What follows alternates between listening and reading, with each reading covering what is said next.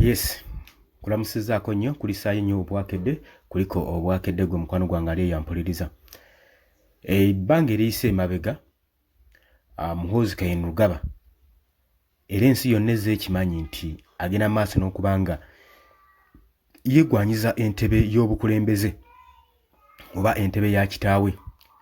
Era kyenkana kutandikira ku mwana muto muno mu Uganda teri atakimanyi nti nno Muhoozi Kainerugaba yandibanga abadde alina ne pulaani oba nga alina ne pulaani ez'okugenda maaso okwagala okusikira kitaawe Mwami Yoweri Kaguta Museveni olw'ebigambo by'azze ayogera. Kaakati leero w'avuddeyo n'awuniikiriza eggwanga ku bigambo by'ayogedde ku mukutu gwe gwa social media, bannayuganda kizibu nnyo okulaba nga babikkiririzaamu era bagamba nti kano katego oba kabadi akayinza okwagala okubajja ku mulamwa Muhoozi asobole okuba ng'atwala entebe ng'agisikira busikizi mu ngeri ey'okubaguumaaza eyakiguumaaza. So embeera bwetyo bannayuganda bagitunuulidde era bagitaddeko eriiso ejjogi, bali vigilanti nnyo ku nsonga eyo. Lwaki twogera ku bino? Gye bufuddeko emabega okusinziira ku statement eza Chief of Defence Force Muhoozi Kainerugaba azze akyogera lunywe era na lwatu nga amagye oba gavumenti eno eriko weetajja kukkiriza Robert Kyagulanyi Ssentamu oba weetajja kukkiriza civilian n'omu kujja ku ntebe ya bukulembeze ku takinga over nga kitaawe amaze okuba ng'alekulira oba ng'avudde mu bulamu bw'ensi eno oba ng'awanguddwa. Era ng'agamba amagye teyajja kukkiriza kino. Kati obubonero bungi obuzze bweyoleka nga bulaga enteekateeka za Muhoozi okwagala okuwamba obuyinza bwa kitaawe oba amagye okuwamba obuyinza. Era yavaayo n'agamba nti omuntu ajja okukkirizibwa otuula ku bukulembeze ayinza okuba wa poliisi oba nga wa magye. Ebyo byali bigambo bya Chief of Defence Force General Muhoozi Kainerugaba.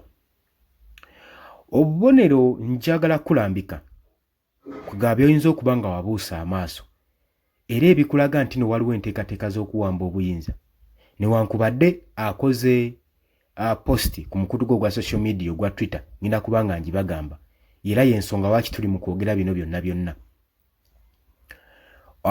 Yavaayo tujjukira bulungi nnyo naddala ku mwaka oguwedde Chief of Defence Force ono yatandikawo ekibiina ekya PLU era n'atandika okukola mobilization tour ez'obwa presidential candidate ng'ajja ayita bannayuganda ng'akunga akalulu basobole okuba nga bamulabira ddala nga bamulonda nga ye fulaga beeyala w'ekibiina ekyo chairman wa PLU.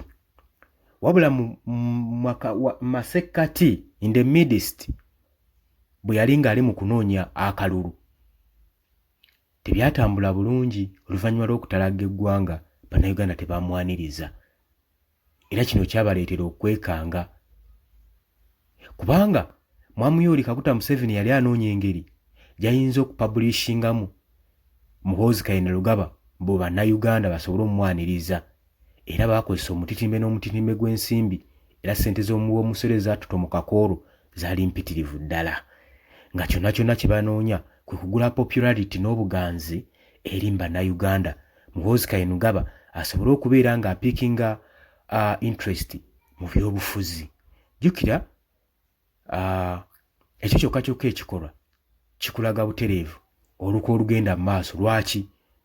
Ekikolwa kye yabaakola eky'okugulirawo Muhoozi Kainerugaba ekibiina ky'ebyobufuzi n'okumuteeka mu public okuseekinga for presidential bids kyali kikolwa kimenya mateeka era ekimenya ssemateeka w'eggwanga Uganda ekivuula constitution kubanga mu constitution ya Uganda mu UPDF amendment eyamendingibwa eraga bwatu mu article mu buwaayiro bwa 106 ne 105 bulaga bulungi nnyo nti nno amagye gakugirwa okwenyigira mu byobufuzi galina kusigala nga gali neutral era military officer yenna ayagala okwesimbawo etteeka limulagira nti asooke kwambulamu uniform na kulizayininga then asooke yeegatte ku byobufuzi naye bano bazze beenyigiramu lwatu nga n'ensi eraba watali wadde kwesiba katambaala mu maaso nga bagamba waati kammeye kijja kijje olw'okuba nti be bakwata emmundu awo wonna kwali kumenya mateeka. Njijja nkulaga obubonero buno obukulaga nti waliwo olukwe lwa Muhoozi okusikira entebe eno. Kakati Muhoozi avuddeyo ku mukutu ogwa Twitter olwaleero n'adismissinga oba ne yeegaana n'abyesamula n'okubyesammula n'agamba ebyo ebyogerebwa nze sibimanyiiko ebigamba nti nno nze Muhoozi Kainerugaba I would like to succeed my father Mzee Yoweri Kaguta Museveni after his death oba his resignation.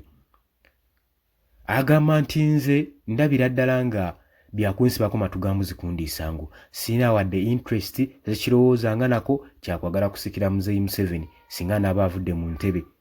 Agamba nze sina interest n'emu olw'okubanga tulina presidential ties nga first family nti neeyagaliza esi ekifo ntwale entebe ya kitanga. Era n'avaayo n'agamba bannayuganda mu ngeri y'okubagumya bagamba Mwami Museveni wanaaba amaze okuva mu bulamu bw'ensi eno oba kale we naaba nga amaze okulitayalinga okuva mu kifo kyange ekya Chief of Defence Force, pulaani zange zakweyongerayo eri mu kyalo ngende mu nte zange nnunde ndabirire faamu yange ngende mu life endala. Nze sikirowooza nga nako okutula mu ntebe ya bukulembeze. Ebadde bigambo bya Chief of Defence Force biwuniikiriza bannayuganda era ne bagamba kano kandibanga kakodyo kakubasiba katambaala mu maaso ng'eno tukuuma lubaale so nga tukuuma lubugo nga lubaale mubbe. Enteekateeka ezo ekisinga okkanga bannayuganda ye Muhoozi okuvaayo oluvannyuma lw'okukola nga mbagambye lw'okutalaga eggwanga mobilization tour ng'agenda kwesimbawo ku bukulembeze n'avaayo n'alangirira nga balaba bigaanyi nga balaba tajja kusobola kubiitinga kompiitinga mu kalulu.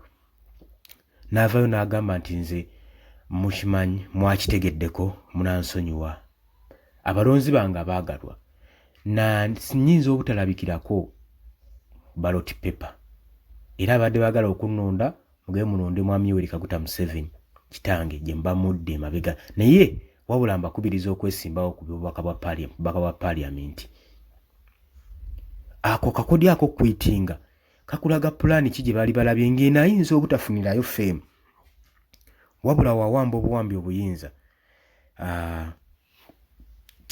kibakolera ddala bulungi nnyo.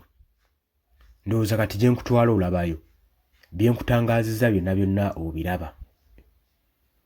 Jjo okwagala okuvaayo n'alangirira nga bw'ayagala okukwata Robert Kyagulanyi Ssentamu yatoye order eri IGG Inspector General of Police byakagaba ng'amugamba agenda akwate Robert Kyagulanyi Ssentamu.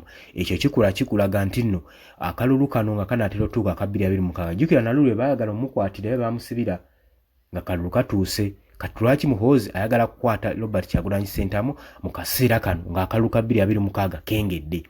Kakulaga nti waliwo olukwe lw'okwagala okusibira Robert Kyagulanyi Ssentamu mu nkomyo eno aleme tuuka ku kalulu then akalulu kagenda okkubwa nga Robert Kyagulanyi Ssentamu ali munda. Obonna obubonero obukulaga nti no bino byayogera ali mu kulimba bannayuganda oba bawuddiisa entebe y'obukulembeze agiyagaliza kubanga figa gy'alonzeeyo yeeyo kayoka eyinza omulemesa okutuula ku ntebe ya kitaawe Mwami Yoweri Kaguta Museveni ate singa ng'akiganya ng'abawa omwaganya singa awa ab'ekibiina kya National Unity Platform omwaganya Robert Kyagulanyi Ssentamu n'atuula ku ntebe y'obukulembeze Muhoozi Kainerugaba alaba ng'ebyo biba bikomye. Exarus byonna kwegamba ebirungi ttogge byabadde afuna alaba biba bigenze. Ebirungi ttogge byabadde afuna alaba nga biba bigenze. Kati awo simanyi ondaba osobola okitegeera kintu kye nkugamba kye ngezaako okutangaaza. Byonna ebikolwa ebigenda mu maaso n'okuduumira okukwata abakulembeze b'ekibiina kya National Unity Platform okubayigganya okuwamba empapula documents byonna bubonero obulaga nti nno waliwo olukwe lw'okwagala okuwamba obuyinza. Munansonyiwa oli ku Yugi Update TV kw'osinzira obbanga otuwuliriza mmwe abatannatweyungako mbategeeza nti kirira wansi waliwo ekigambo subscribe kikooneko obeere nga otweyungako ddala bulungi nnyo. Abali diaspora mbadde sinnababuuzaako muli mutya eyo bonna abali emitala w'amayanja ng'ogenda mu maaso n'okuwagira enkyukakyuka ejje mu ggwanga lyo tusobole okuba nga eggwanga liddizibwa mirembe gwe mukwano gwange mpuliriza. Mbaagala nnyo tugenda kuba nga tukomawo. Nze mbagaliza olunaku olulungi. Mweraba.